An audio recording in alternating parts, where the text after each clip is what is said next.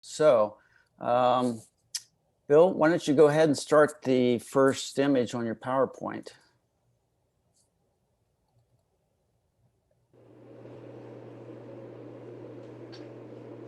A little bit of background noise there, Bill.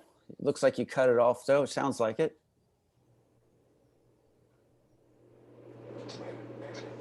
And I'm getting it again. Oh, what that is. Sounds like a dryer or a fan of some sort, but I don't hear it very much now. Hopefully that's not a problem. Okay.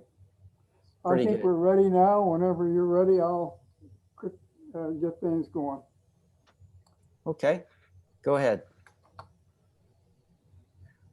Let's see, Carolyn, I don't have the full gallery of people here, and she stepped in. She wasn't here with us earlier. Are you with us, Carolyn? Take a quick peek here. I don't see Carolyn. I'll make a few comments about this first. I believe it's an oil painting. She typically uses oils, and there's a lot of painterly quality to this image.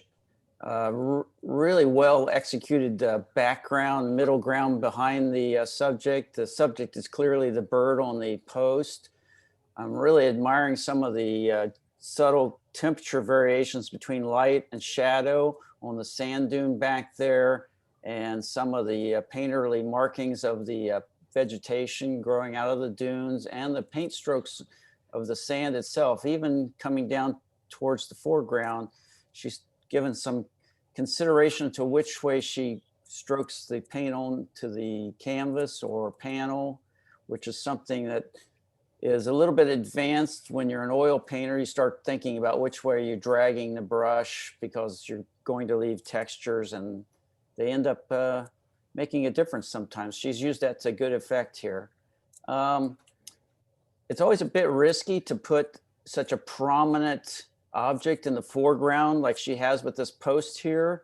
The bird seems to be in the subject matter, the bird seems to be in a good location overall, but the post it's sitting on is just a little bit difficult for me to get around. I feel like it's blocking some of the airiness of the scene. It's the scale of it is more what I think I have a problem with than the concept. If there were a smaller post in the foreground coming up out of the bottom of the image, I think I could probably be less distracted by it. Or another strategy would be just to have the post set away from the bottom of the image a little bit and scaled down a little bit. Of course, then the bird would be a little smaller too. So there's a trade-off there. But I think that's the one detraction from what I consider to be a very well executed painting otherwise. Does anybody else have any comments on this particular image? I love the energy in the brush strokes. I think everything is very nicely done. The only thing I would have is the blue going up through almost the center of the post. I might tone that down just a tad, but that's a minor criticism to what I think is a very beautiful painting. It's got a lot of energy in the brush strokes. The bird is very simple, very straightforward. I get it. I get into it, and I'd start detailing the bird, and this didn't need that at all. She just beautifully illustrated the bird, I thought. Something I have a lot of problems with. So where I get too much detail and get carried away, but that's me. So, but otherwise, a very beautiful painting, I think. I think it's a beautiful, beautiful work. Can you hear me okay? Yes. Yes. And is Carolyn here? I didn't hear. Is she here? I don't think so. Okay, I was curious how large a painting it is. And I like the limited palette that she has. I think it's a really good composition. And I was just curious if she if she photographed a bird like that. That's great. I like it, everything about it. So I wish she were here to get the compliments. Okay. Yeah. She commented just a little bit about the painting when she sent it to me. She was down in South Carolina and she was out walking with her dog. And so I know this is a kind of along a beach someplace in South Carolina. I love to have seen the bird's feathers delineated just a little bit more, but I agree with everyone who's complimenting on what a great painting it is. Okay, why don't we move on to the next image? Okay, Christine Matlock. Christine, and Christine is a watercolorist, so it looks like a watercolor here again. And would you like to tell us a little bit about this, including maybe the size of the piece, Christine? It's watercolor, and it's just a 7x10 on Arches cold pressed paper. And I was out at Waterman Farms in November with my husband. We were out walking and just enjoyed seeing the cows interacting together, and wanted to, it's sort of a whimsical painting. Did you then end up using a photo reference from that outing? Yes, I did. It was pretty chilly out, so I took a picture and used it for my reference. And it looks like maybe the cows are in a sheltered area, covered Right. area. Okay. What are your thoughts on the painting after you did it? I find that it's an enjoyable painting. Something I would do a little different is to try to delineate the cows more. I thought, well, think of mass shapes, and I think I overdid that, especially with the cow in the middle. But otherwise, I just try to use a very limited palette, and I did add a little bit of texture to the background. It was very bare, and that's about it. Okay. Well, I agree with you about the delineation between the three cows. Well, I can certainly break them out in the head. They blend right into each other as body masses. And it's great to think about the overall large shapes, the simplification of the idea as you're beginning a piece in whatever medium you're using. But at some point you move beyond thinking about the big shapes where it's pertinent, especially in the subject matter of this case, which is the cows, to start thinking about things like that, breaking out, delineating the center of interest. So, and something else I want to say, not having seen the photo, obviously, that you used is, a lot of us are using photo references, and there's absolutely nothing wrong with that. My caveat would be to always get the best photo reference you can possibly get. That's kind of an obvious statement though too. And what I see a lot of times is photo references that have really flat lighting or low lighting. It could be a bright day or a dark day, but no clear source of lighting. And that can really hamper the artist's rendering of the subject because the light has not described the form very well for the artist ahead of time, and they end up having to improvise or guess. It becomes really challenging with a photo reference that doesn't have a stronger light source. And I'm guessing since it's a sheltered area, that's probably what you had to work with.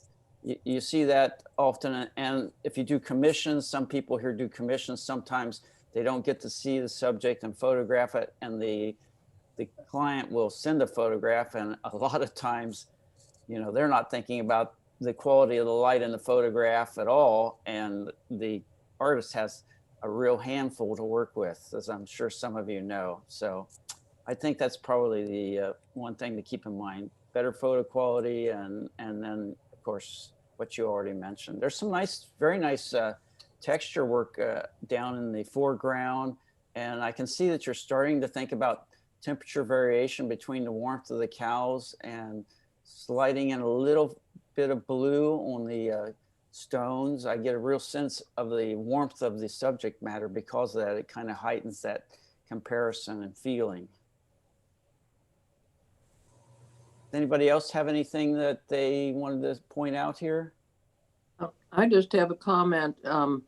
I think a picture like this is trying to tell a story, but I don't know what, are they fighting over a piece of food or what? Maybe that could be more telling what they're doing Oh, in thank this you. case. In this case, that might help the story about this. Because I'd like to know what they're doing together there. Great point. There's a narrative here anytime you have a person or an animal, in this case, 3 animals, and why are they converging there? Are they feeding or what's going on? Anything else you can add to the narrative makes the story more complex, more They're interesting. actually grooming. Oh, This That's is a- 3 ladies talking about what they're going to do the rest of the day. I'd like to say that anytime I see an animal, I want to look closely at their eye. And so I want to see more about the eye and make that connection there with the twinkle in their eye.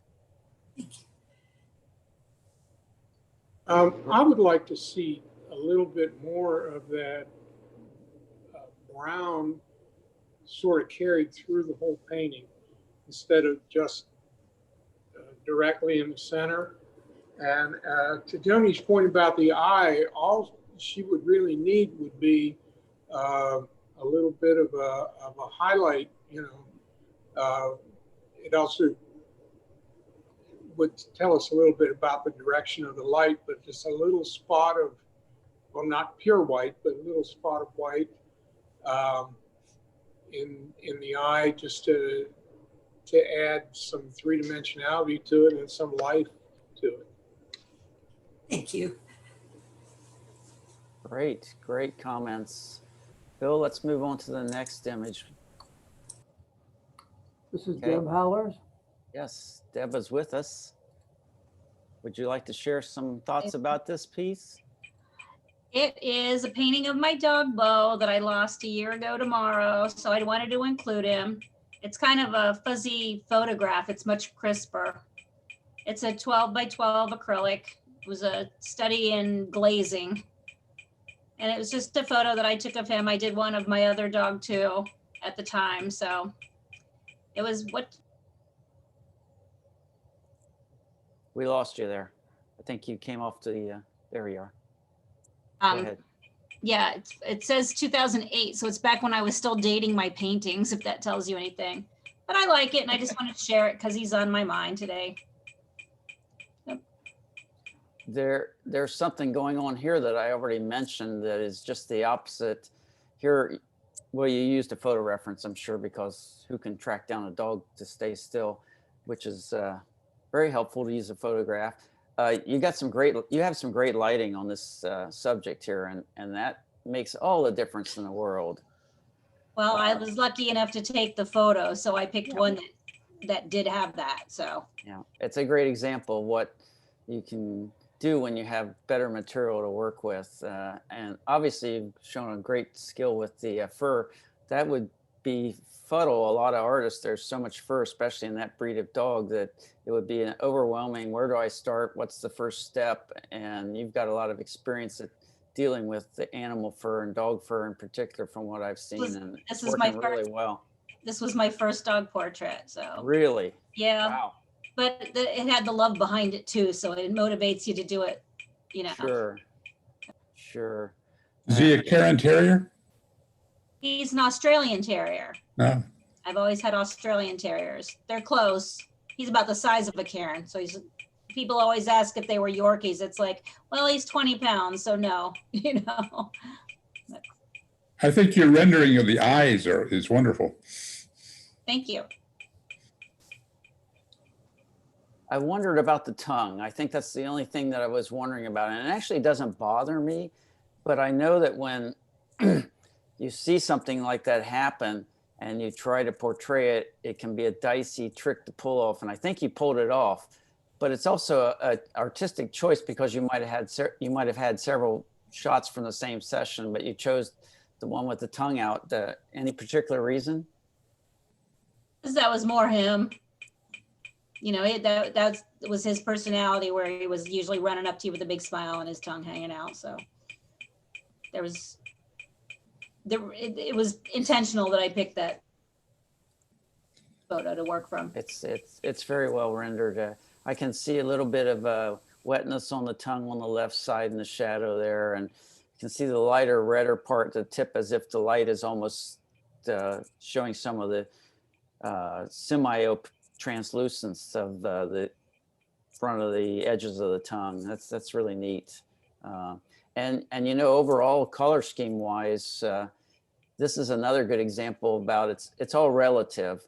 You would say at first glance that this is a kind of an orangish color scheme, but you look at the background, it's got some maroon, which is pulling you cooler. You don't have to go all the way to blue and say, well, I've got primary orange color for the subject, I'm going to put blue in the background. The maroon background works is really actually well. about 9 colors layered. Okay. There's no black, but it was like the background was like alizarin crimson and blue and dioxazine and gold and everything else all layered on top of each other. So, and those are the same colors I used in the painting too. So I wanted to do that. So you're really staying on one side of the color wheel, which is great for unity. And it's showing that you can still go warm and cool in that limited part of the color wheel, I think is what I was trying to not so skillfully say.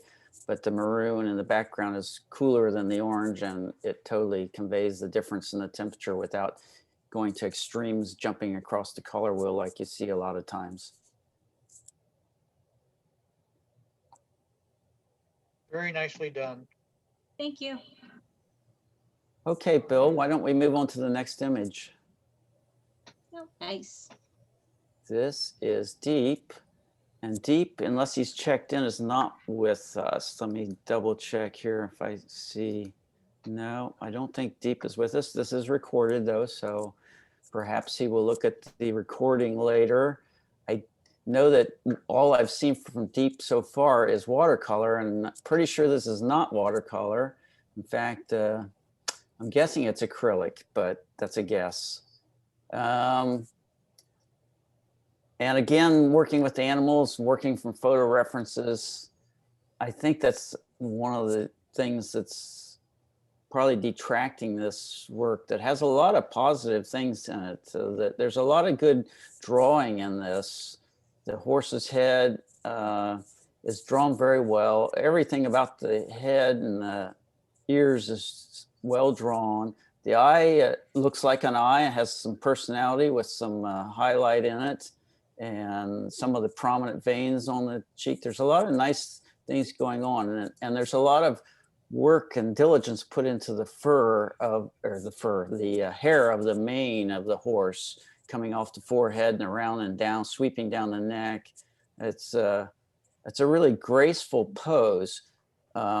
I think I have trouble seeing the form of the neck as it starts behind the upper ear, to the right of the upper ear, as it descends down the right side of the image and then sweeps down in front into the foreground. I really have trouble reading what that form is. Of course, we all know what a horse's neck is, and that's what it is. It's there, but the lighting is, and I suspect it's because of the photo reference he used, was not describing. It's probably flatter lighting. It's not describing that form very well, so that he could render it more three-dimensionally. Same thing for the hair over the forehead. It's fairly evenly lit across it, and yet I feel like if he had a more directional lighting on the subject, there'd be a difference and render more three-dimensional across that hair across the forehead.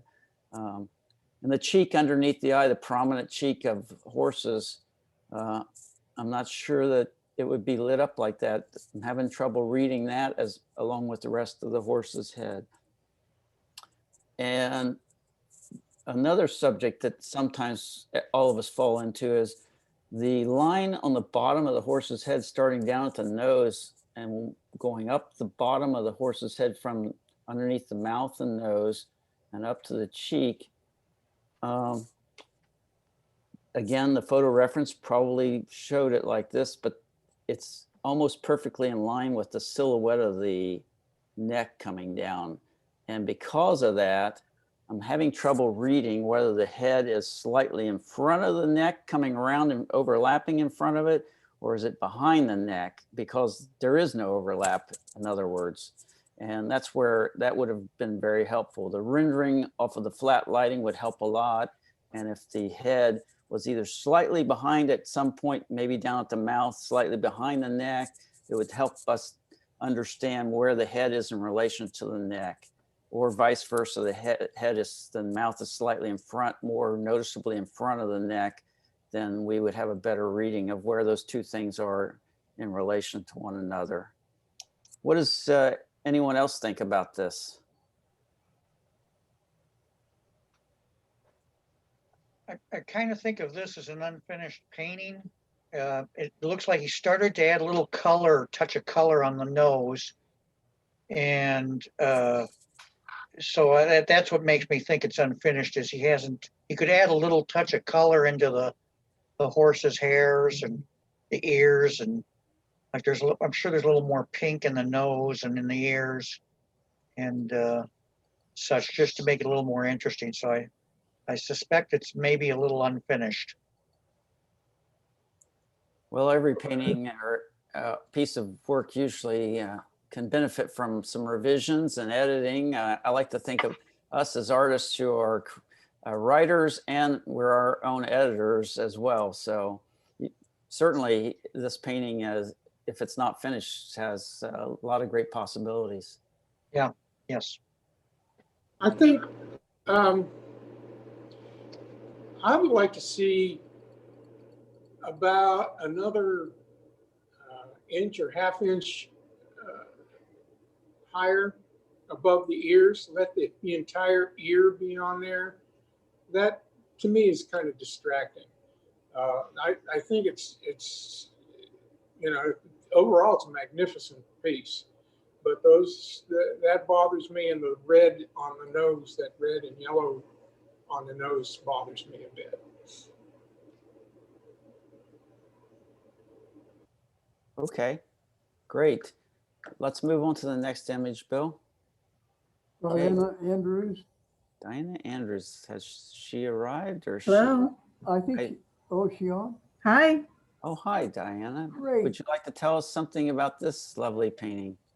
Okay, this is my front yard, and my concern is I'm not the tallest, so when I was in front of the crabapple trees, part of the house was not seen, which is kind of the goal. But then after I painted it, it feels like the scale is incorrect. So I'm considering painting over the house and just having it be just a tree type scene. So I was kind of wondering what thoughts were. Okay. I'm going to throw out my theater analogy when I'm thinking about an image that I might be considering painting. The cast on the stage, I'm the casting director and the director of the production, and I get to pick who's the star, and I get to make sure that the rest of the cast doesn't upstage the star. So, and that's an analogy of focal areas. And so just like you said, I feel like I have two competing divas here with the crabapple red tree in the center and the house itself. And the stage isn't big enough for both of them. One of them has to go. Okay. So yeah, exactly what you said. There's some really nice rendering techniques and painterliness in this. Is this an oil painting, Diana? It is. It's oil. It's 16 by 20. I was working from life. And the image I looked at ahead of time, I think the exposure was a little lower, and you could see the sky has some really nice work in it that's, for some reason here, I can't see it at all. It's just washed out. Yeah, I put a lot of pink up there and a lot of texture to Okay. help it not feel like it was isolated. Yeah, I'm sorry we can't see that today, because I was admiring that. It has you can tell that the sky is painted by the same artist who painted the foliage. It has that kind of continuity of mark making. And I mean that in the best sense possible. tree, the prominent tree to the left, the tallest tree rather to the left, it's not necessarily the most prominent. I really like the rendering of that and how you handled that. I could almost guess what the species of the tree was, and you've done it so simply without getting bogged down in the details. You've got, I mean, it reads like it's in the light very well, and nicely done. And the edge work on the tree is really nice and soft and non-distracting because this is a cast member and not the star of the show. So if I would paint out the house, the little round bushes in the left area, those should probably go as well. You think? You have a lot of construction rehab to do here. So yeah, I hate to say how far you take the scalpel to the original idea. Okay. But definitely too many competing interests there, too many stars. You've done some great rendering of form and shape and temperature.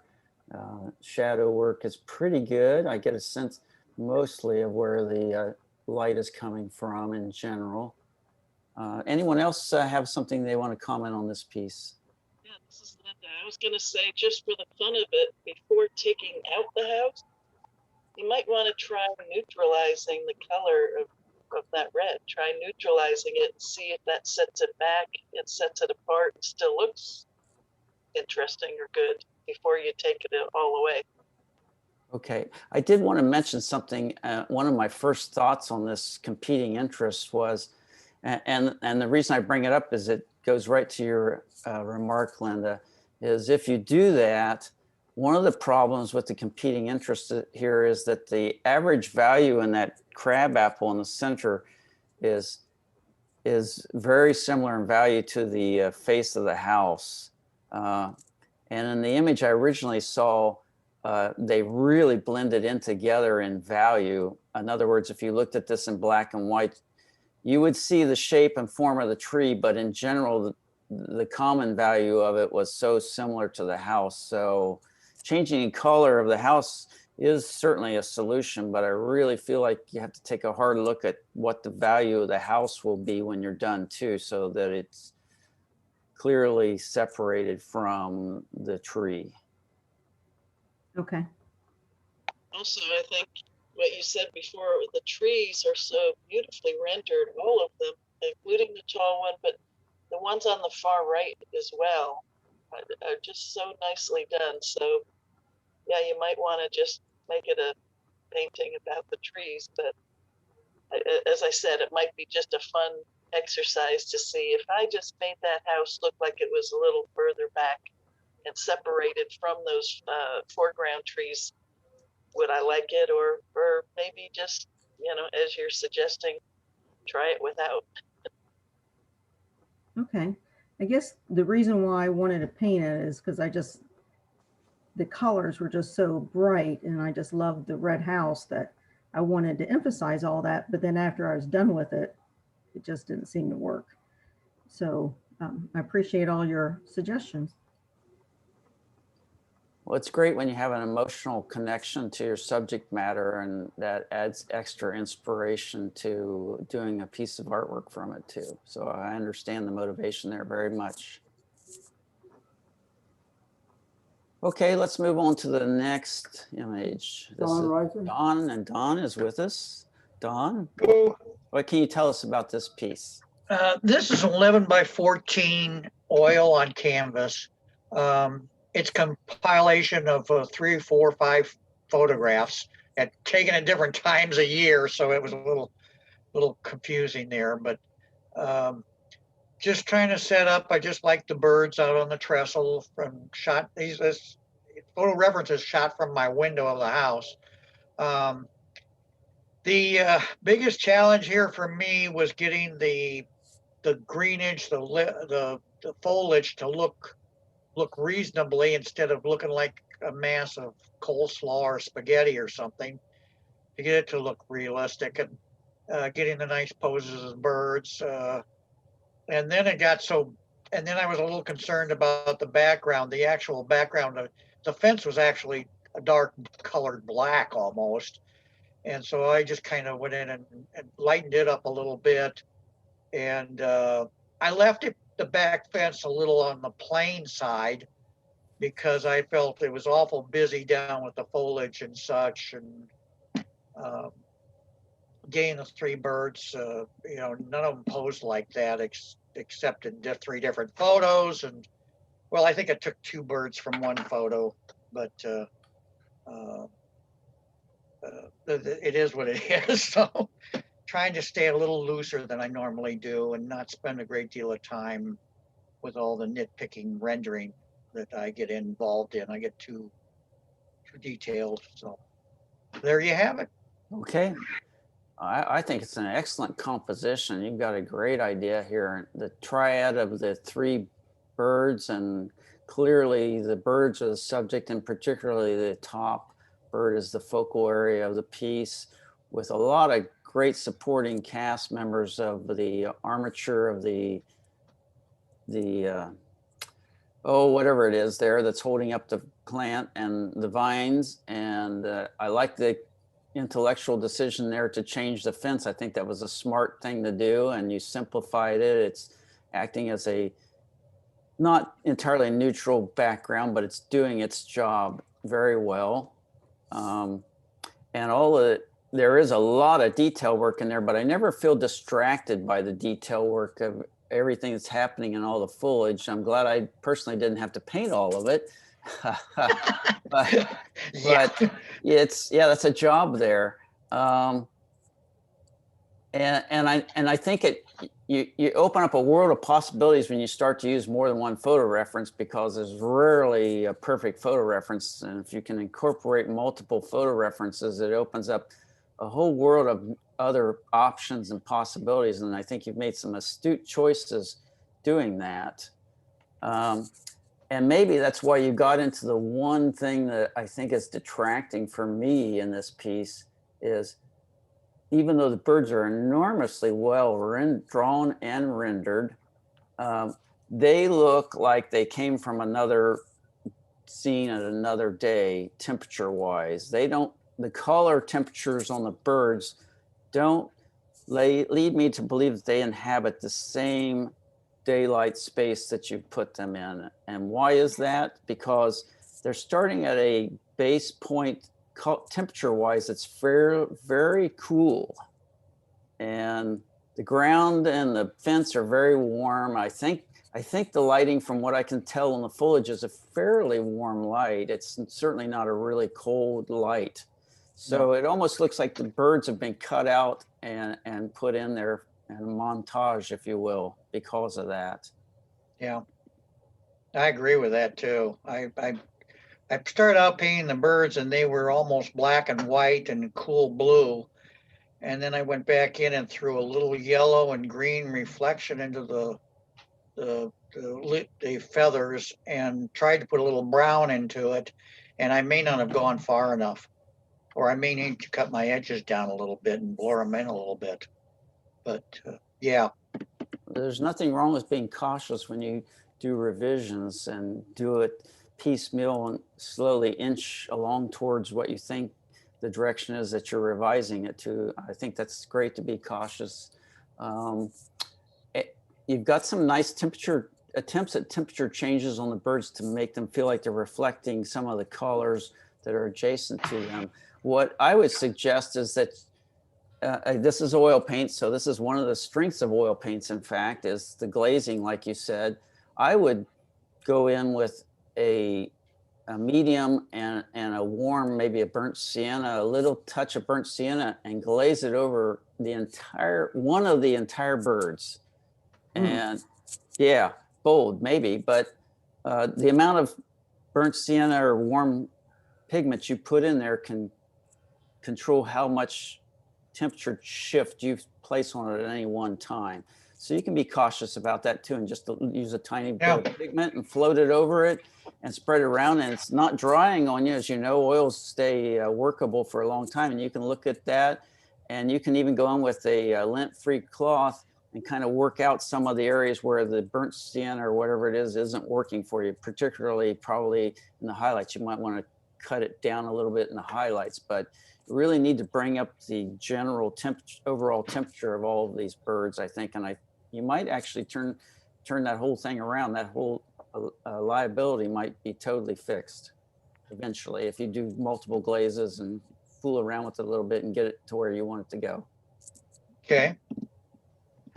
Anyone else have some thoughts? I have a thought about it, and I want to say, first of all, that the three birds, to have three birds and they're all in different positions, I think that's great, because often we'll put animals and birds and kind of paint them from the same direction. And here's the back of one, the underside of one. And so I think that's great. I guess what I would suggest is determine where the light is coming from. And to me, it looks like maybe up high to the left, perhaps, and foreground a little bit. And with that, then you could bring out highlights on the birds, more shadow on the birds, so that they have a little more form. And you can do that into some of that foliage, and then have some darker places where the shadows would be according to the light. That way, I think the birds will be not look like they're just placed in there and not part of the scene. Yeah. So that's what I would do. But I think it's a great drawing, and I love the way the birds are formed. I like the colors. I have Thank to you. say, I have to say too, that I think my focal point, when you were talking about like choosing a focal point, mine goes to the bird peeking out from behind the trellis, because the front bird is kind of leading me right into that one. And because the one at the top is rendered a little, it looks like it's fading into the background more. So my eye actually goes to the one peeking out from behind. I agree with that. No. That's Mine, the I do lightest too. part. You see, you have the contrast there with the light and the dark next to each other. So that gets your eye there. But I think the light source will help you form the bird so that you have a shadow side to like the one down in the front. You know, if the light is coming from the left and up, you know, he's going to have more shadow around as he goes around to the right side and underneath. So I think that will help their placement. But gee, I like the colors. I think it's great. And I like the birds. Great. Commend you on the foliage. I think you did a wonderful Yeah. job at making it all individual. There's none that's like overly repeated or anything like that. You have some nice little, very subtle temperature changes that work really well, and shape changes that are nicely done. Okay. Very good. Let's Well, move. good critiques there.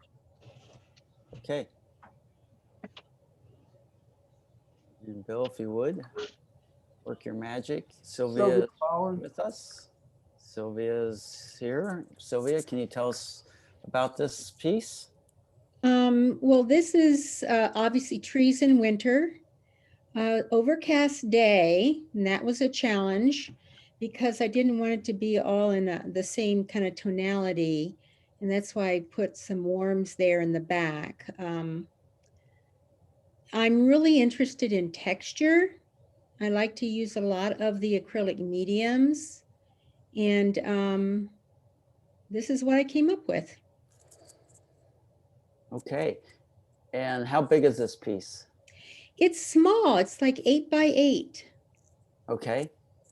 And I noticed after I looked at it for a while that it seemed like there were some vertical markings in it, like it's maybe pieced together. I'm not sure why they're there underneath the surface. Vertical markings. Yeah. I'm not sure why. I see what you're saying. That you mean you're talking about in the texture? Yes. Like the upper right area, there's a darker mark coming through the branch. There's a vertical line coming down from that and up above it. And I see several to the left that go almost all the way from top to bottom. You know, I think it may be that this was a painting on top another painting. And I wasn't really aware of it when I was doing it, but when you look at the photograph, you can see where the paint did kind of pool in those areas. So Well, I honestly can't tell you other than that.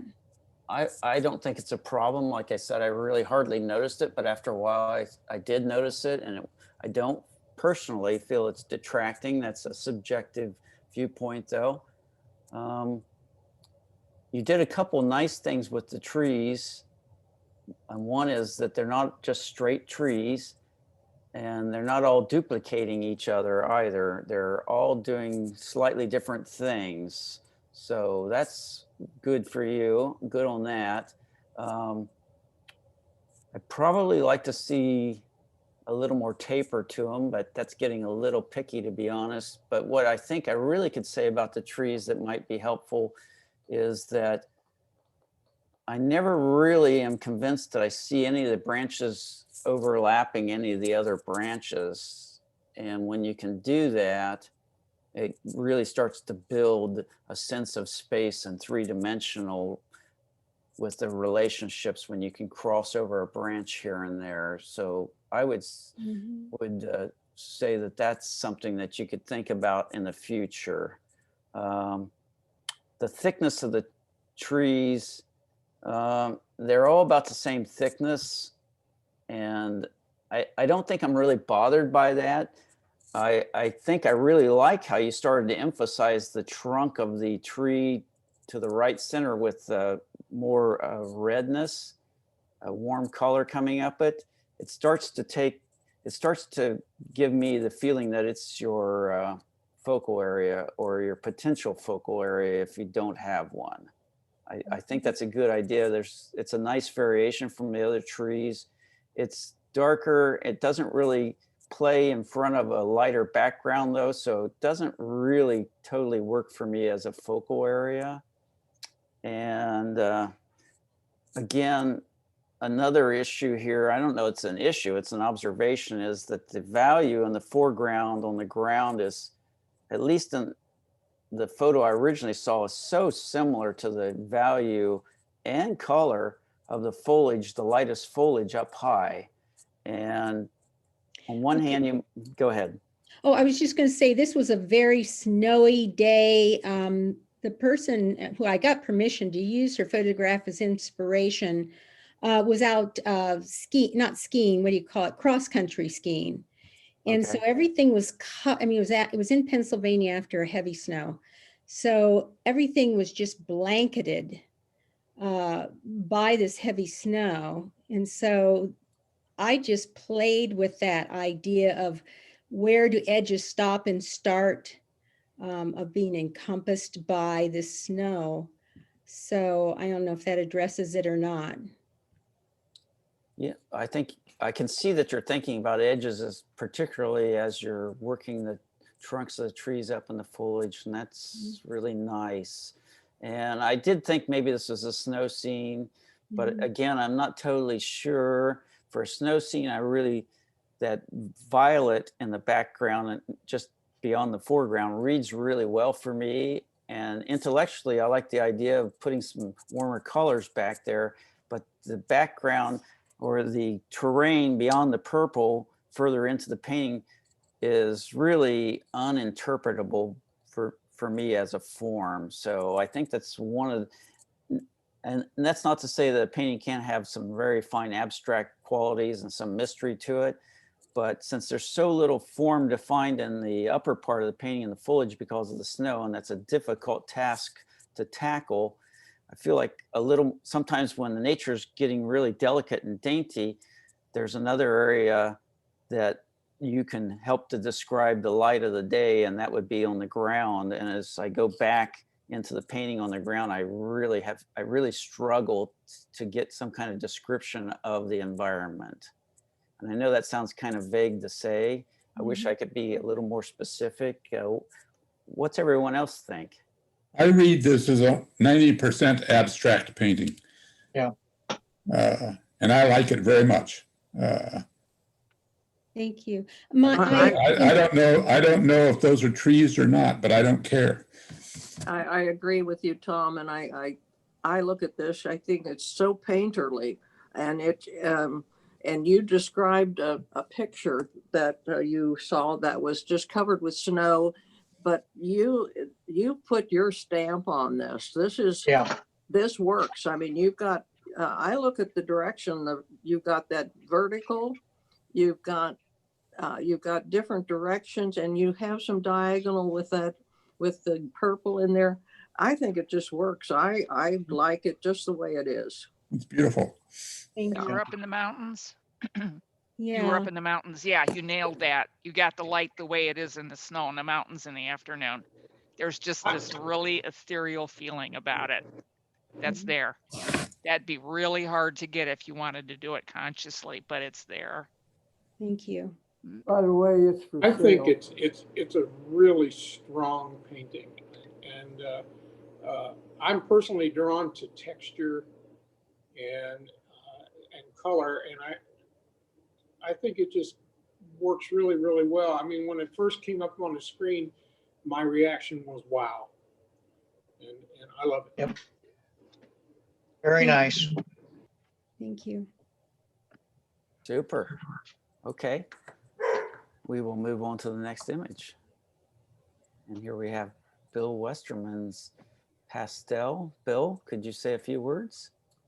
This is an oil pastel. It's about 11 by 14.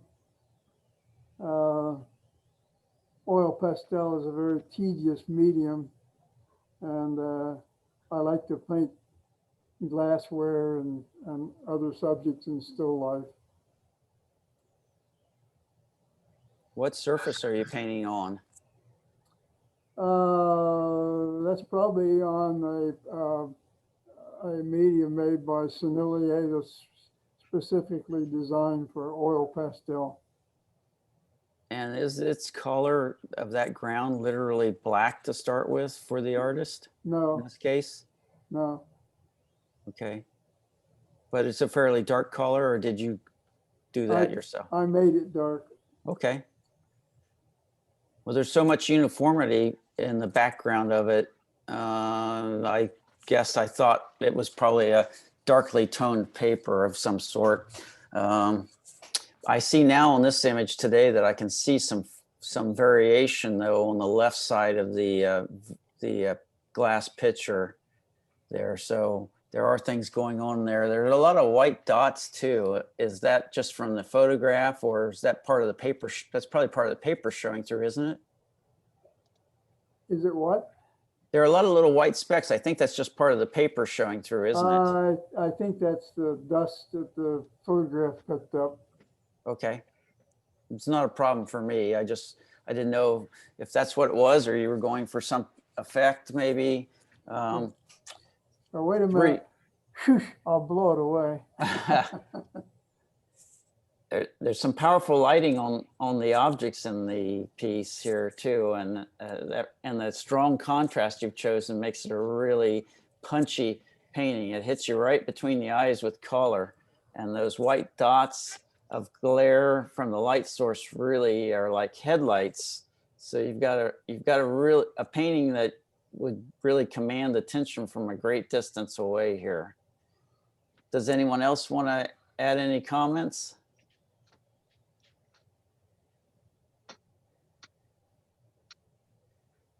I like the fact that you're using complementary colors. The apples against the red apples against the green glass. I think that works very well. If you look carefully, the stopper to the picture in the back actually has a green streak in the middle of it, which is really unifying because it's the only place that he really uses purple in the painting is on that part of the object. And yet that green marking through it really connects it to being part of the vase. At least for me, it does. Nice reflections on the glass of the apples. If you and that's like direct complement there, green on red there, and there's some ochre there. That's really nice. It's a very dramatic piece. Okay.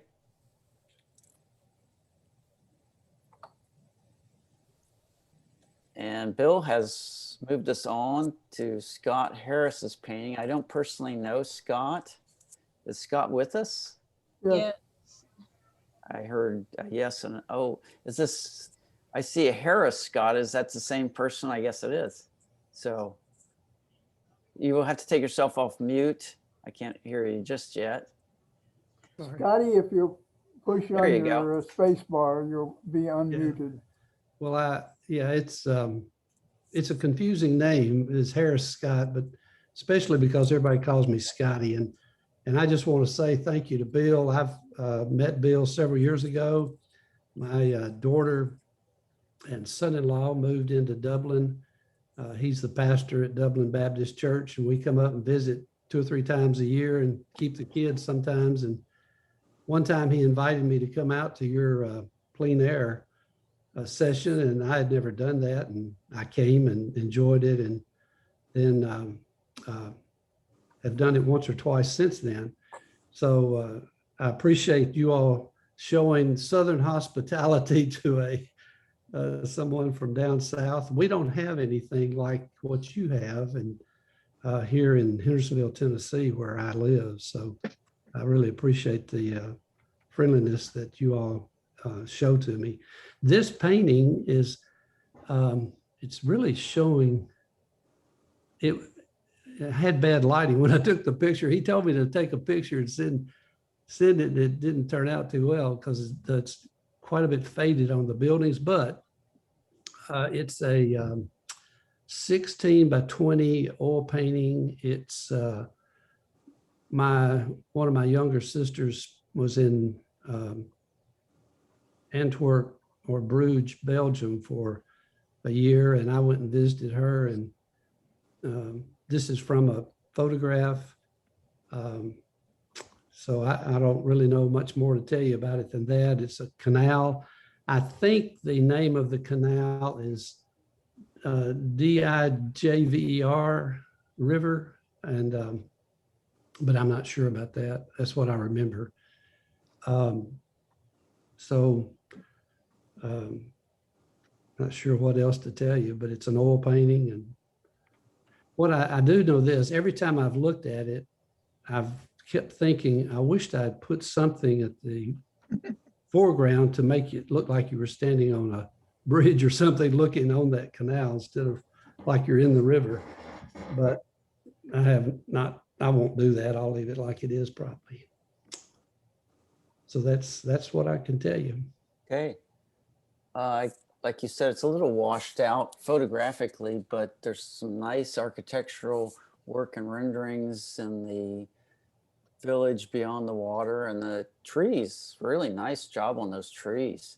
I think that's working really well. And that one tree near the center in front of the buildings looks really nicely rendered. I can see the light and the dark, and there's a lot of variation. You haven't fallen into the trap of just making every branch look the same. So there's, I think that's some strongest part of the painting for me is the village buildings and the trees. The water, you've dedicated a lot of space to the water. So anytime you do that, whatever gets a lot of real estate on a canvas or a paper starts to attract scrutiny. And I'm thinking that some of the reflections in the water don't exactly or closer to reality correspond with the buildings. I'll give you an example. The building with the highlight on it that's just beyond the water there, and it has 4 windows that are really being struck by the light, even though there are more windows on the building. The reflection in the water doesn't really match that.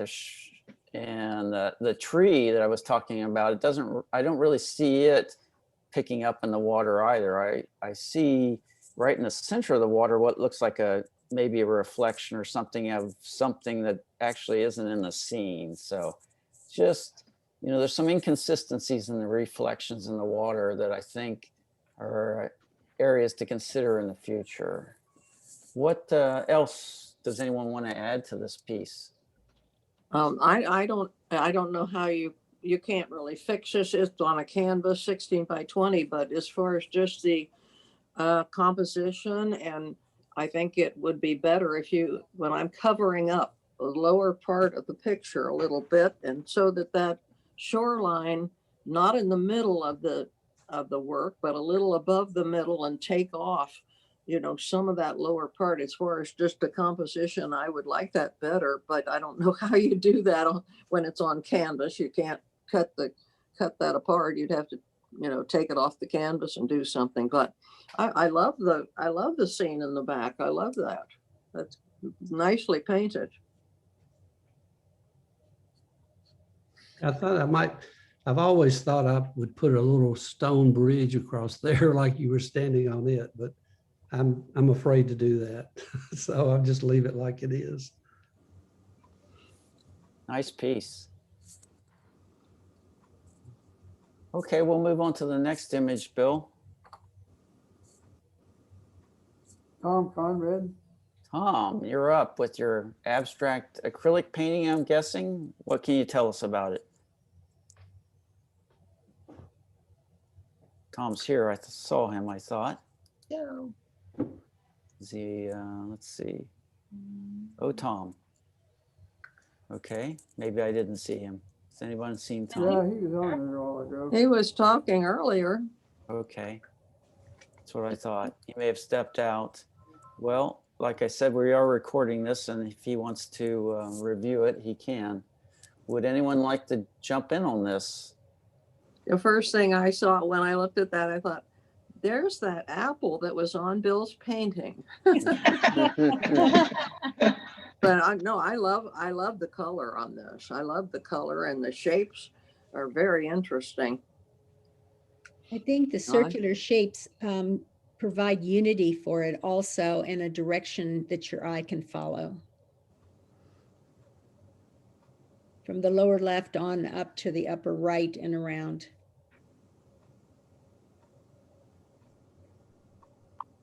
I'd like to see a little more of that stamping of like the dots. A strip of that going from along the bottom or going from the middle to the bottom would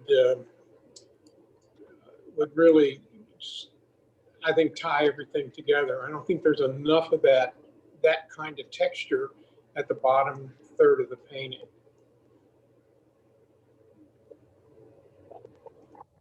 For me, the hue on the bottom left is a very nice counterpoint to the rest of those colors, just because it's a little different. It's one of the few times he has a color that's not repeated somewhere else in the image, and it works.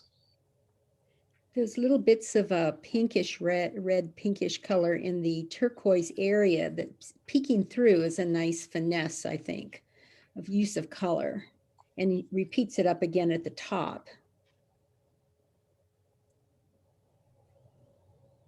Yeah, there's a lot of echoing of different colors and icons, and in some cases the stamping, maybe a little more stamping, but he's unifying the colors and the textures and the particular icons that he's using.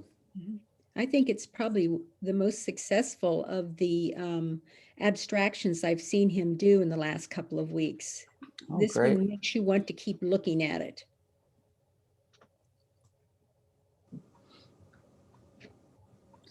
Let me pose this question, and my philosophy is that no matter what you're painting, you should have a focal area, and I think this painting does have a focal area. So I evaluate abstracts pretty much fundamentally the same as I would any other form of art. Does anyone have any thoughts on that viewpoint? It's kind of getting into art theory a little bit. I see some abstracts, and I probably mentioned this before, I'm sorry if I have. I see some abstracts where there is no focal area at all, and the piece is weaker for it. But Tom has always paid attention to that aspect of design, and I think I always like to point that out, that still matters no matter what kind of artwork you're doing. I think that the large circle on the right is the focal point of this painting, and it just works very, very well. I agree. Yeah. Shall we move on to the next image, Bill? You're shuffling cards over there for us. Rich Clem. Rich Clem. Rich, is this a recent painting? Yeah, just the other day. Okay. And What size is it? I think that's 9 by 12. I think it's great. I love it. And I love that. Is it an orange? Are they oranges? Clementines. Okay. I love the way the ones sitting up there balancing on the two. I think it's great. I like your composition. The colors are great. I think everything works here. what does everyone else think? I think the blue in the shadows is a nice complement to the orange, the various orange values in the clementines. And there's a little bit of that blue in the upper right background. That's nice. Yeah. Or lavender, whatever, but it's similar. Rich, the probably sienna paint in the bottom left corner that fades out across the center in the foreground, was that part of the painting originally, or was that in the later stages? Just from the get-go. Okay. Well, Hey, Rich, I think you know how to really put the term clam in clementines. ha.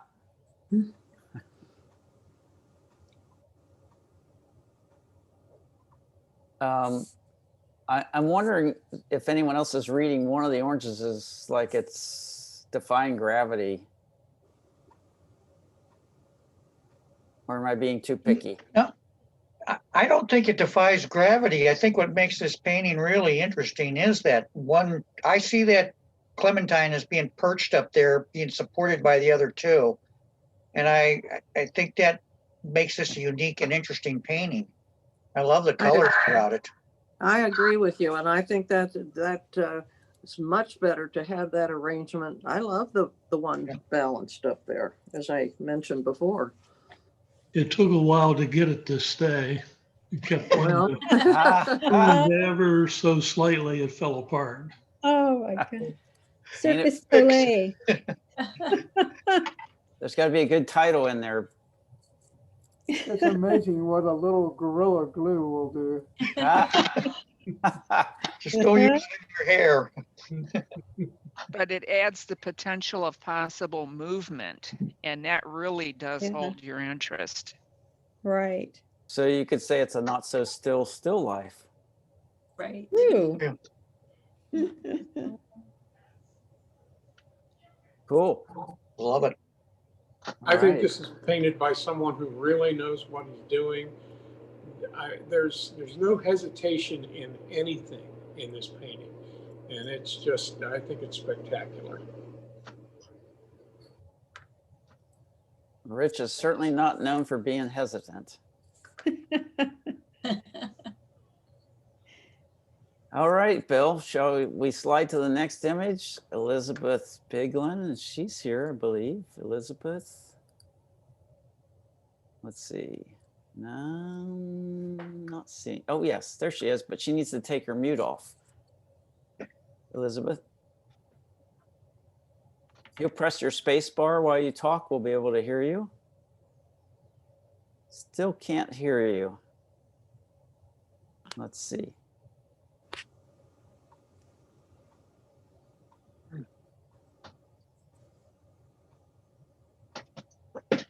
For some reason, Liz, are you pressing your space bar on your keypad to remove yourself from mute? Or you could click on the far left bottom corner of your screen. There's a mute icon, a speaker icon, microphone icon. You could click on. There you go. Can you hear me now? Yes, thank you. Welcome. Could you tell us a little bit about your painting here? Yeah, it's kind of big. It's 30 by 25. And I was walking at Creekside and took this picture. And the problem that I had was the mother duck actually is looking to a baby on her right side. And I wasn't going to paint the head that way, but it just seemed like it had to be painted that way. And of course, the water there is brown, but I changed the water to blue because I wanted to make it look like the ducks were heading toward the water. Good decision. Yes. Definitely reads water and shoreline just where a duck should be. It's And acrylic. okay. I wasn't sure about that. I'm glad you said that. I would have guessed maybe watercolor, but depending on how you use acrylics, you can get a very good representation of watercolors as well. I think you've got some lovely, lovely techniques here. The textural techniques here tell me that you've been doing this a while and you're an experienced painter, not having seen anything else you've done. I was an art teacher for quite a while, and one of my teachers at the university was John Botts, and he was a water painter. And several of my beginning works were water paint. So I do carry some water paint techniques over. It's great, great. And you've got nice temperature relationships going from the light and the shadow. I think that upper left corner above the root or the part of the tree sticking out is really fantastic. Could be an abstract all by itself, the way it's rendered with all the soft edges and the play between the greens and the warm lighter yellow. That's fabulous. And there's a lot like that going on in many areas of this painting that really I find very appealing. I think the thing you picked up on is something that I was going to mention is the rendering or the drawing of the head of the duck is probably an area that could stand a little improvement. It is the focal area of the painting and the star of the show. And so if you could find a way to improve that drawing or clarification, I'm not sure which way the head's going for sure, what's really happening there in the narrative. And I think that's one area to consider. This is such a well done painting in general, though, that it brings me to mind of something I always say to myself when I get to being the editor of my own artwork, which could be a process that goes on for weeks or months, piecemeal here and there when I figure out things I want to change. I always say to myself, be patient because the last 5% is 50%.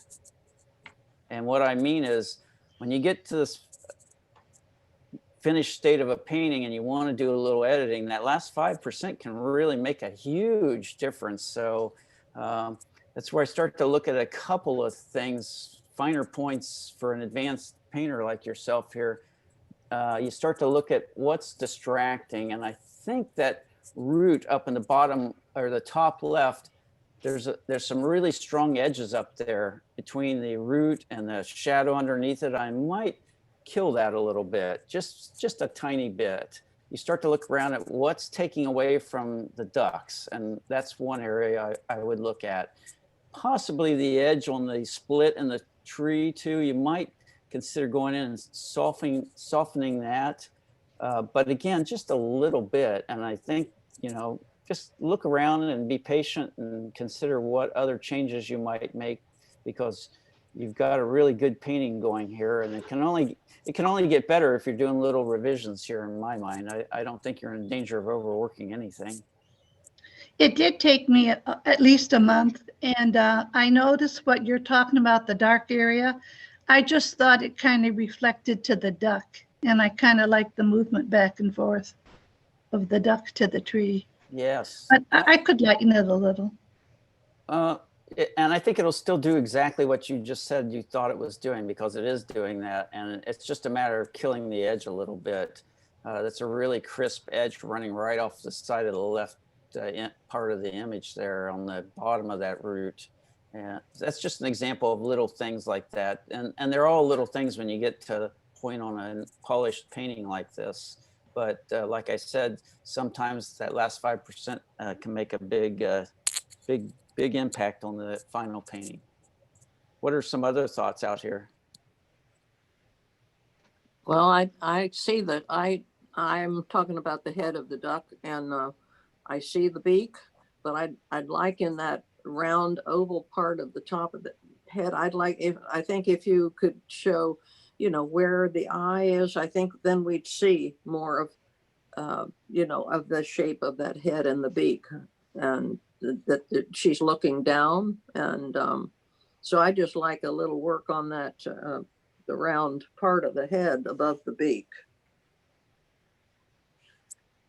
I like everything. I like the colors.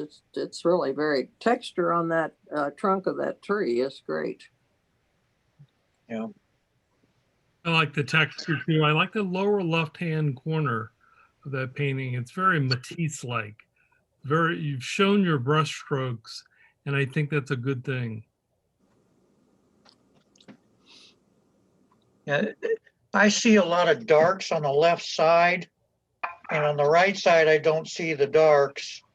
And I almost wish that that bottom left-hand corner where she's brought up the foliage is very nice, and I'd like to see that continued on the greenery on the right side, almost almost 4/5 of the way up to the, well, yeah, 4/10 of the way up.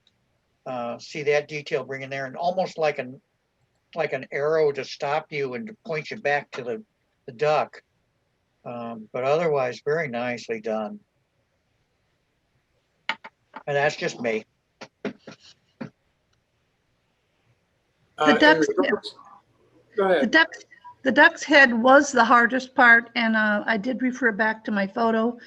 This was taken from a photo I did, and actually trying to make the eye stand out. So if you look really close above the beak, there is a dark black eye, and she is definitely looking to the left at one of the little chicks, and so I didn't want to make her head looking straight. Okay. With regards to the root up in the top left, I think 2 brush strokes would fix that. Just a little bit of green that overlaps that root here and there to break up the line. And it would also draw attention, you know, if you put it in the right place, would draw attention back to the ducks. I could do that. Great. I see what you mean. Okay, Thank Bill. you. Yes, thanks for sharing, Liz. Let's move on here, shall we? And we have Jeff Stowler, who's here with us, of course. Jeff, would you like to speak to us about how this came about? Well, I sit right across the street from Schiller Park. So this is I've done a half dozen paintings this year from my front porch, looking across the street at the sledders going down the Schiller Park Hill. And I was just trying to get some directions, and it's more illustrative. It's a 45-minute painting. Were you outside when you did this? Partially. I came in to finish a few touches here and there. Oh, I like your Painting figure in makes the me front smile. out. He's got this bulky coat on, and he's warm. I like the way you painted that. It really shows you. the temperature of what's out there, and he's all bundled up. It really contrasts to the rest of your figures. They're great. Yeah. The foreground figure I put in at the last moment. He was just Well- crossing the street, and I thought, oh, he shows direction to going up the hill as other people are coming down. Right, and it really works. The size is great. Size works for that painting. It's beautiful. Do they build up a pile of snow like that? Because there isn't really a hill right there, is there? There is a hill there. Oh my gosh. I was told that years ago when they dug out the pond in Schiller Park, that's where they mounded it over there. This is the first year in many years that we've had this many days of snowy weather. There are kids over there sledding right now. Here for next week, they're talking another couple inches. Yep. Jeff, this is one of the best paintings I've seen in a long while. Execution and concept, really impressive. Could you speak a little bit about the decision, maybe it was just intuitive of the red tree up at the top of the hill there. I think I know why you put it there, but it works very well, but Well, illuminate us. Watercolor is so accidental, and once you put it down, if you like it, leave it alone. I don't toy with it. There is a glow. This is an evening, so this is late afternoon, and there is a glow. We're looking west, so those trees in the far that are kind of yellowish, that's it's kind of a little bit of a glow. I think it works great, especially that area away from the yellow, even higher up the hill and in the background, just fades off into abstraction, but totally describes to me the time of day and the mood of the lighting. And then the trees get a little warmer, and the one is very warm, and it just really fits that area so well. And it's nice, so nicely done.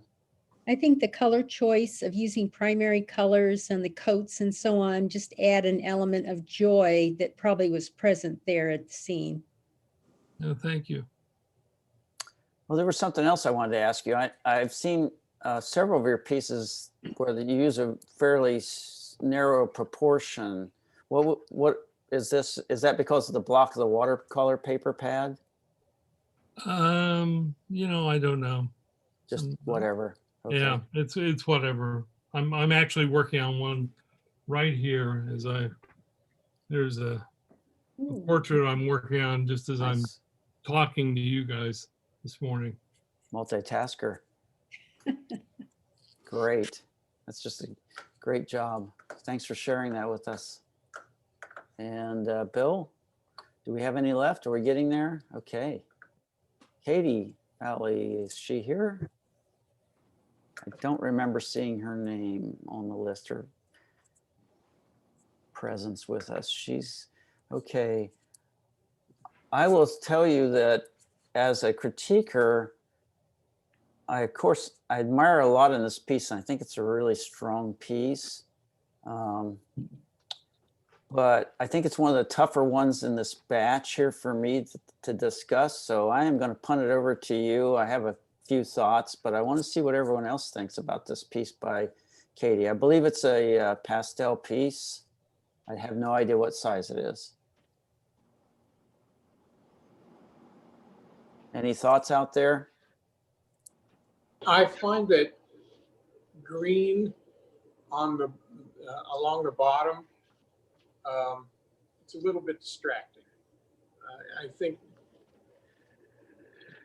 and it's pretty much the same size as the flower bed. And I think that you take about a third of that green off and just leave a little stripe, that would work, make the painting or help the painting a lot better. And I would like to see some repetition of that warmth here and there too. I think that the flower bed is so perfect, but maybe if some of the edges of the flowers or plants would cut through that line that you mentioned, where the grass stops and the soil starts, if it cuts across that line and the flower bed isn't so perfect, I think that would help eliminate some of that horizontal differentiation between the edge of the grass and the soil.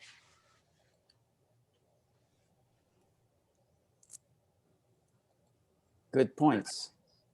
Anybody else? I'm not really sure what the focal point is. There's just a lot going on, and I'm enjoying looking at everything, but I'm not quite sure where her main area is. Yeah, I totally agree with you on that. And I didn't want to sound like a broken record talking about focal areas here. I am having trouble with that issue as well. I think those 4 dark windows in the building, I guess behind there, okay, that really comes forward, and maybe she would want the plants or some part of the plants maybe to be more the focus center of interest and not have your eye go to those 4 dark windows back there. I don't know. That's a thought. Yes, I had that thought as well. And on the, speaking of the shed, the roof with skylights in it, I believe that's what it is, at least, is the exact same temperature and value as most of the rest of the shed. And I think that's detracting from describing the three-dimensional form of that shed as being something that has depth.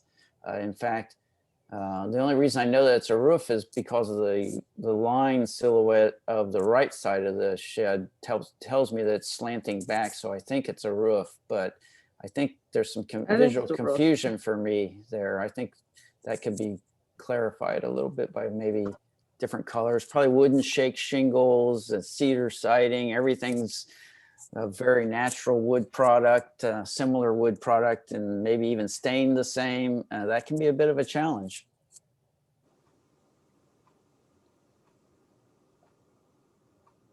Okay. And we will move on, Bill. And this is Linda. Linda Gunther. Linda's with us. Can you tell us about this fine painting, Linda? Well, as some of you may know, our family spends the summers in New Jersey, and our place is on this river. And if we drive through town, we cross a bridge, and just across the bridge is Sandy Hook, which is it's a peninsula that juts out into New York Harbor. So anyway, right across from our house here, we have these docks that are there. And one time, a tugboat decided to just stay overnight. And I just saw the sunset and snapped some pictures because it was pretty spectacular. So I did this painting. It's 11 by 14. It's oil as a demo. So it was kind of plein air, but from a photo in front of some people that were watching me, I guess. I just like the colors. So that's what I was going for, the clouds and the sky. I think it's a great color scheme. The orange warm dock and the superstructure of the tugboat and that last pier piling to the left and the warm mast playing foil to the gray teal water is a great setup. Really get a sense of time of day here from the warmth of the lighting and the shadow strength and contrast against the wharf there. So it's a great sense of time of day for me looking at this piece. And of course the sky helps describe that too. There's a lot of sky there, and you haven't left it devoid. You haven't overworked it to outcompete the main subject here. That's some really nice decisions made there. I'll make two constructive criticism comments, and I'm not sure they are, but frankly, I didn't know it was a tugboat. And to be honest, it doesn't bother me that I didn't know it was a tugboat. I was really enjoying the forms just in the relationship of each other there. It's a very interesting setup, and I was just enjoying it. I didn't really know it was a tugboat, so bad on me, but that's food for thought, perhaps. And then the water in front of the pier there, I really don't get a sense that the water is in relation to the light on the pier very much. And I'm wondering if, again, he did it as a demo, and that's one of those finer touch techniques to paint in water reflections. So I can understand if you sped through that area. But I think if there was a little bit of hint of what's happening on the pier, which is very dynamic, is also reflected a little bit into the water, just a little bit at least, it might help the piece, perhaps. Right. Yeah, I did not go back into this piece and work, as you were talking about earlier, on that 5%. So I'm sure there are some things I can go back in here, touch up or fix up a little. Like, I'm not sure what the section on the far right is supposed to be. I don't remember that now. And maybe it doesn't matter, but you could say that that dark area, like a portal right above the dock, just going into that object on the right is maybe a little too dark and it's attracting my attention. If it was a little lighter, then I would care even less what that object was. It's serving its purpose and it's not distracting because of that. Does that make sense? I think I would appreciate some crisp edges somewhere to help me see the depth and when one area starts and the other stops. Crisp edges, where would you see that being done? I guess at the end of the pier, I'm not really able to tell what is in front of each other. So I think maybe there would be nice. I think maybe Diana's suggestion could be taken to heart in the pier, the three light pier columns that are directly below and in front of the superstructure, the red part of the tugboat. They're fairly fuzzy, soft edged, and perhaps that whole area would be enhanced if those edges were a little more stated. Just as an example. I just noticed something. I wonder if anybody sees this, at the water level in the background over to the right. If you go behind the red part of the painting there, the structure, on the other side, the water level is lower. And I think it should match. Do you see that? Yes. And I just noticed that. Maybe it's not important, but it would match in reality. You don't want to go behind something and come out the other side and make it lower, I don't think. So I think they should match in the water level, not the land. The land is higher there, that's fine, but the water level. She's right there too. There's Plum Island, but you can't. Okay. We're getting a little background noise. If you'll check your mutes, if you're not talking at the moment. Not sure who that is.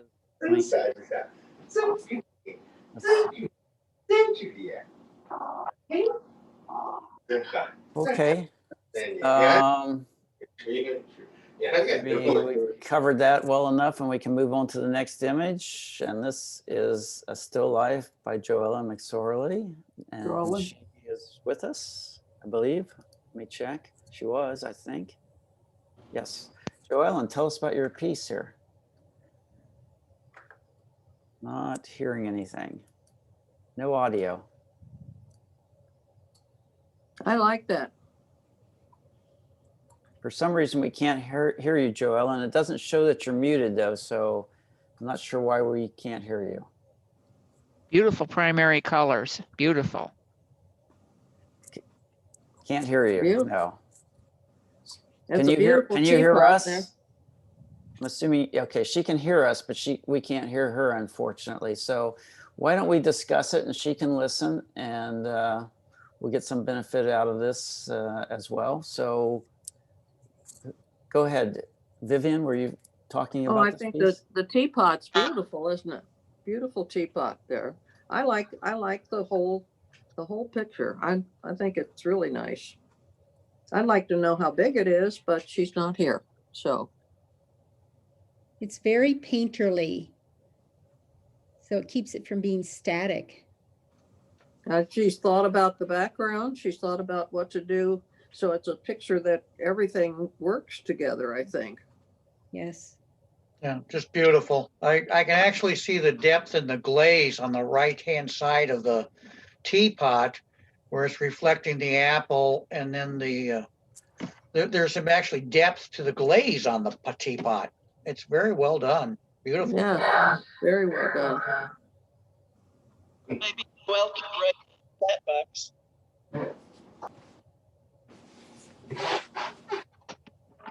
This is another example of an advanced painter who's thinking about the direction of their brush marks when they use oil paints, and that really enhances the shape and the form. Look at the left orange. I'm assuming that's a mandarin orange, how the strokes kind of wrap around the object because it's a sphere. And the same thing on the apple too. I see that as well happening there. And then of course on the tea kettle, it's the strokes and the fabric underneath the apple are probably an area that I have a question about, if I had any question. Is it's trying to describe that type of fabric and the form of the fabric as it lays on the table, and it doesn't totally describe it for me. Not that it needs to be completely described. I'm all for leaving things for the viewer to interpret, but I'm having a little trouble interpreting it in relation to the apple, and particularly the shadow portion underneath the apple there. I'm having trouble deciding how that apple is sitting on that fabric and exactly what that fabric may be doing underneath it as it rolls off the table, flows off the table too. So that's the only area I think that's a little bit confusing for me. That might be a consideration. It's a well done piece though. Anybody else have anything else to add? I really enjoy the reflection of the apple, especially in the teapot. They're both reflected, but I really like that apple one. I like the way that she's not afraid to lose an edge of something. If you look over at that clementine that's near the dark, the edge is lost. We know what it is, so we don't need that defined. And I like that. And the edge of the apple and the shadow, that's very, very well done.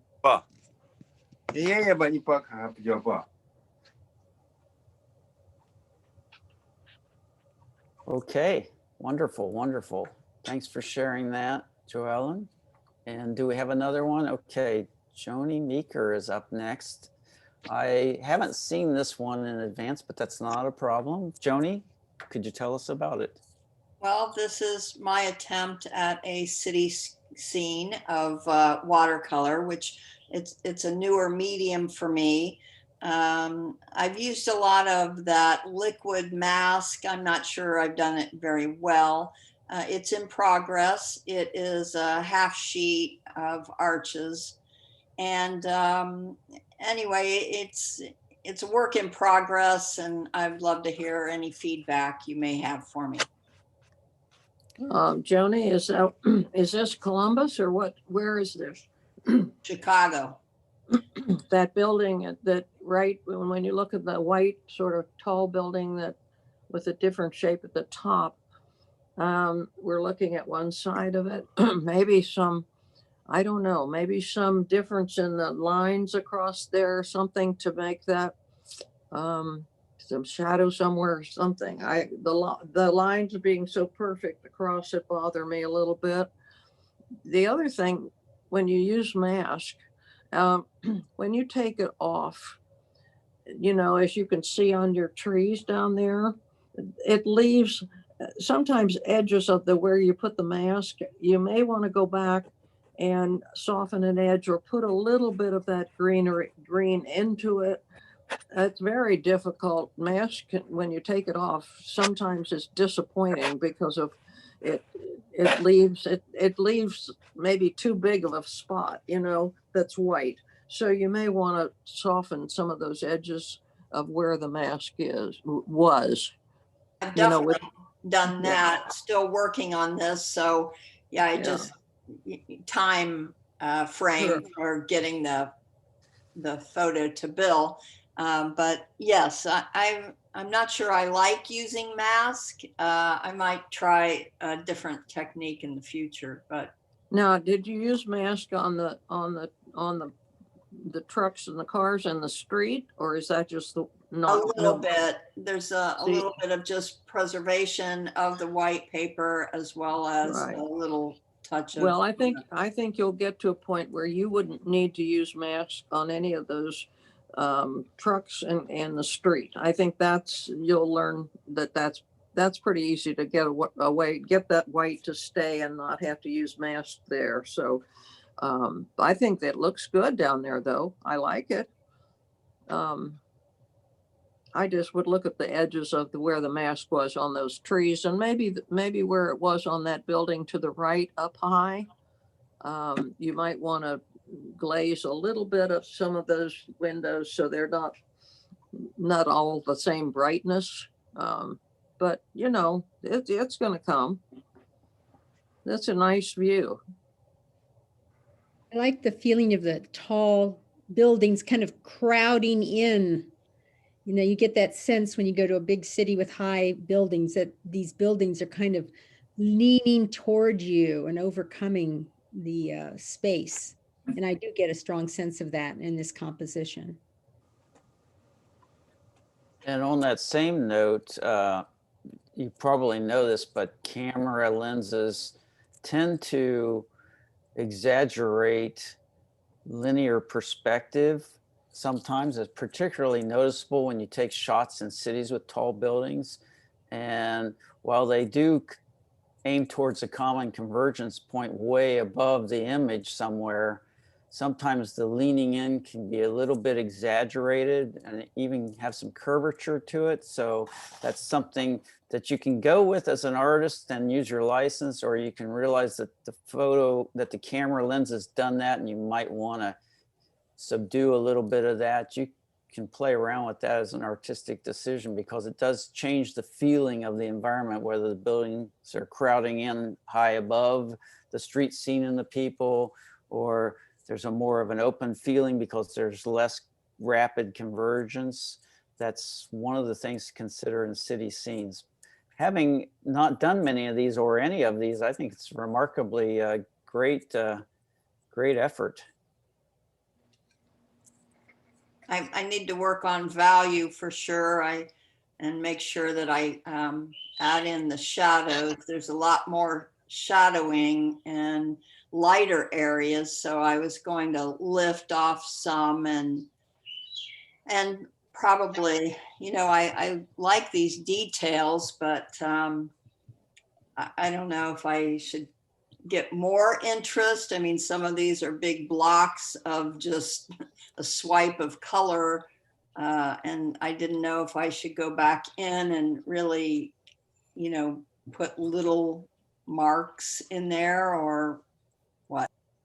I think you'll get a preference for that on your own over time, personally. You know, none of us should be looking at any of our pieces as being too precious. They're all stepping stones on our artistic journey. And as you do more of these, if you choose to in the future, you'll know whether you think you need a little more narrative activity in the scene or a little less, what you need to emphasize and de-emphasize and, you know, pay more painterly attention to, or kind of just describe in a shorter number of strokes and efforts. I think that'll just come naturally to you. And that's how people develop a style, frankly. They don't intentionally seek a style, it finds them along the way. And perspective is very good on that work. I do urban sketching, and most of the time I'm using a little sketchbook and just drawing and then dabbing in some watercolor. But this time it was, you know, all watercolor. So I'm trying to learn that medium, and it is very difficult. Great job on that figure in the foreground, by the way. That's no small task. Really worked out well for you. Okay, Bill, are we off to? Oh, I want to ask something. sorry. Bill, I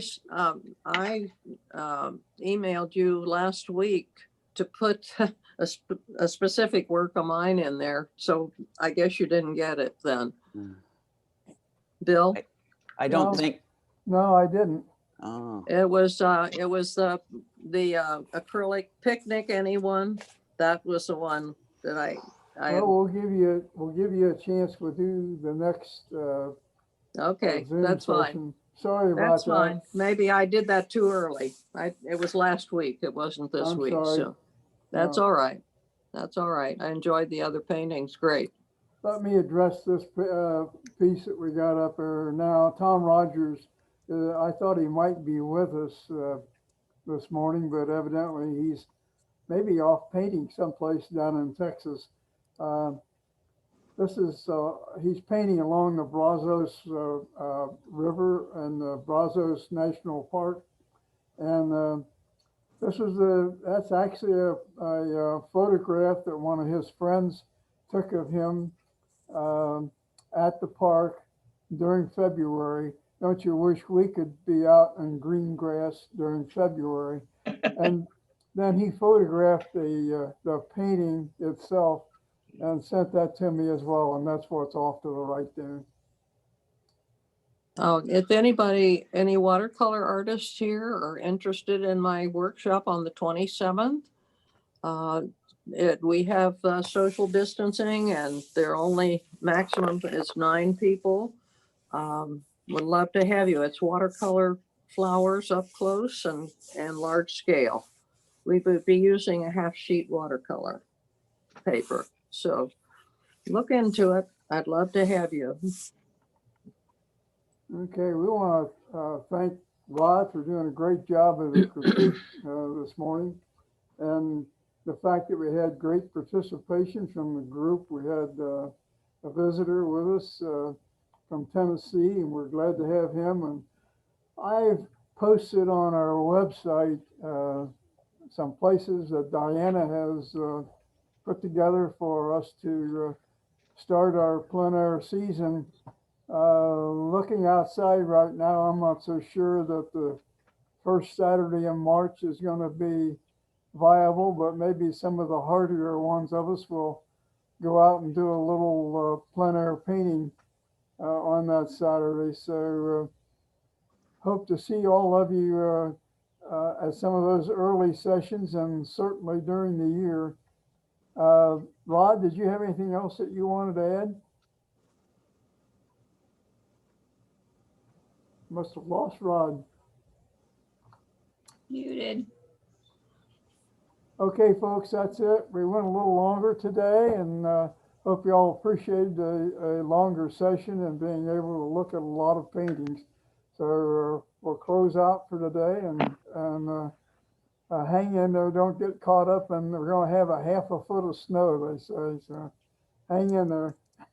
One suggestion that I have is that we include the medium and the size of the paintings when we send them to you. We might start doing that. Yes, that's a good idea. Yeah, because that's everybody addresses it already when we're looking at them, but I think that would help us a little bit. But thank you for doing all this, Bill. It's great. Yes. No problem. Okay, Thank you, Bill. Okay, guys. Thank you both. Thank you. Keep smiling.